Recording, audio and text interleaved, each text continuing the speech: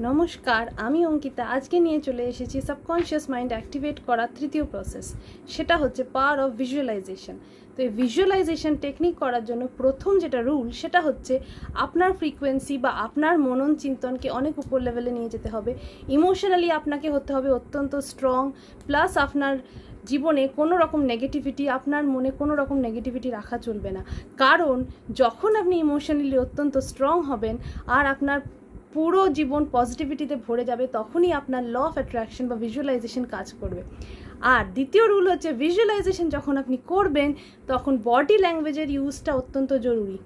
আমি যদি এইভাবে বলি আমার লাইফ খুবই সুন্দর এবং আমি আমার লাইফকে প্রচণ্ড এনজয় করছি, আর এই এনজয়মেন্টের সাথে সাথে আমার লাইফ ধীরে ধীরে আরও ভালো হচ্ছে, কিন্তু আমার সাথে সাথে আমি সকালে উঠছি, দারুণ মজা করছি, তারপরে রাতেও আমি আরামসে ঘুমোতে যাচ্ছি, আমার সারা দিন কোনো কাজ নেই, আমি খুব ভালোভাবে লাইফ এনজয় করছি।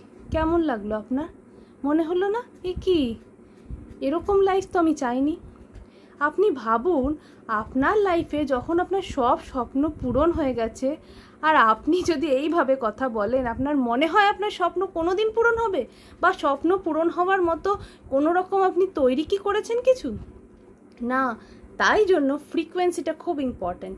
তার জন্য নিচে ডেসক্রিপশনে আপনাকে একটা ভিডিও দিয়েছি ভিজুয়ালাইজেশন রিলেটেড, সেইটা দেখলে আপনি বুঝতে পারবেন ভিজুয়ালাইজেশনের জন্য বডি ল্যাঙ্গুয়েজের ইউজ কীভাবে আপনাকে করতে হবে, আর কিভাবে রাত্রে শুতে যাওয়ার সময় সকালে ঘুম থেকে উঠে আপনাকে ভিজুয়ালাইজেশন টেকনিক ফলো করতে হবে।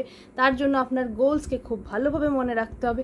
প্রথম আপনার গোলস মনে থাকবে না, আমি কথা দিচ্ছি আপনাকে, কিন্তু যখন আপনি ডেলি করতে থাকবেন তখন অবশ্যই আপনার গোলস আপনার কাছাকাছি চলে আসবে আর আপনি আপনার গোলসকে খুব তাড়াতাড়ি পেতে শুরু করবেন। ধন্যবাদ ধন্যবাদ ধন্যবাদ।